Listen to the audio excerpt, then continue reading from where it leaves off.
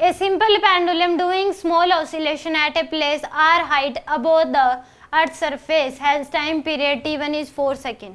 यानी कि अर्थ के सरफेस से r हाइट पे एक सिंपल पेंडुलम है जो कि स्मॉल ऑसिलेशन कर रहा है ऐसे, यानी कि ये इधर जाएगा इधर, ये ऐसे स्मॉल ऑसिलेशन कर रहा है।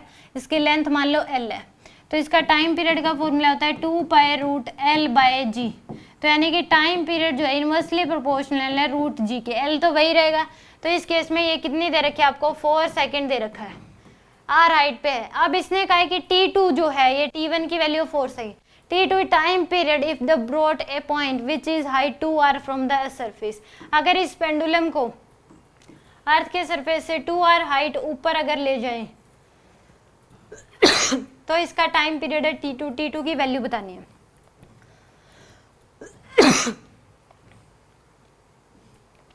पहले तो देख लो कि r हाइट ऊपर, g की वैल्यू क्या होगी, g at height r। Formula लगाएगा g me बाय में re प्लस एच, तो re प्लस में h की वैल्यू r के बराबर ही है।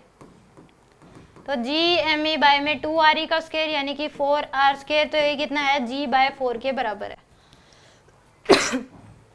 अब 2r हाइट पे जो g की वैल्यू है एट 2r हाइट वो हो जाएगा g me बाय में re प्लस में 2r का स्क्वायर, तो यानी कि g me बाय में क्या आ जाएगा 9r स्क्वायर, यानी कि g बाय में 9 इतना है आपके पास। तो यानी कि t1 bye t2 equal to आ जाएगा, ये मान लो कि gr है, तो यानी कि इनवर्सली प्रोपोर्शनल है, तो t1 है तो ऊपर क्या आ जाएगा g at 2r divide by में √g एट r।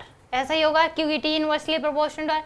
t1 की वैल्यू 4 है डिवाइड बाय t2 हमें निकालना है, इसकी जो वैल्यू है ये हमारे पास g की वैल्यू है g बाय 9, तो आ जाएगा √g बाय 9 और इनटू में या डिवाइड बाय में आ जाएगा आपके पास